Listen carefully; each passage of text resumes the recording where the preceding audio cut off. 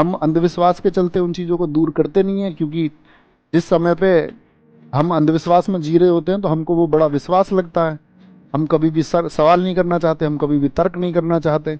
एक बच्चे ने बड़ा अच्छा तर्क किया मुझसे। उसने कहा, भैया हमको सिखाया गया ईश्वर की मर्जी के बगैर पत्ता नहीं हिलता। आप में से कितने लोग मानते हैं ईश्वर की मर्जी के बगैर पत्ता नहीं हिलता? हाँ लिखें, जिनको लगता हो कि हाँ ईश्वर की मर्जी के बगैर पत्ता नहीं हिलता। तर्क कर सकता है ना व्यक्ति, तर्क करने में क्या दिक्कत है? तो ईश्वर की मर्जी के बगैर अगर पत्ता नहीं हिलता तो इसका मतलब है सारी घटनाएं जो घटित होती है वो ईश्वर की मर्जी से होती होंगी। फिर तो व्यक्ति की मंशा का तो कोई मायना ही नहीं बचा फिर। तो अगर ईश्वर की मर्जी से घटती हैं घटनाएं और आपके साथ किसी ने कुछ गलत कर दिया तो मर्जी रही होगी ईश्वर की। इसमें फिर तुम क्यों परेशान होते हो? तुम्हारा सिलेक्शन नहीं हो रहा तो मर्जी रही होगी, फिर क्यों परेशान होते हो? दोष क्यों देते हो? तुमसे कोई विवाद कर दे तो मर्जी रही होगी ईश्वर की।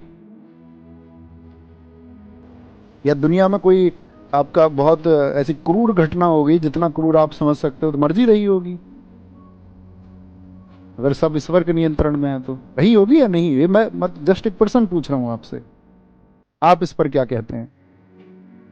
तो आपके पास जो जवाब आएगा ना, अगर आप उस पर विचार करेंगे तो वो बरगलाने वाला विचार होगा और कुछ नहीं होगा।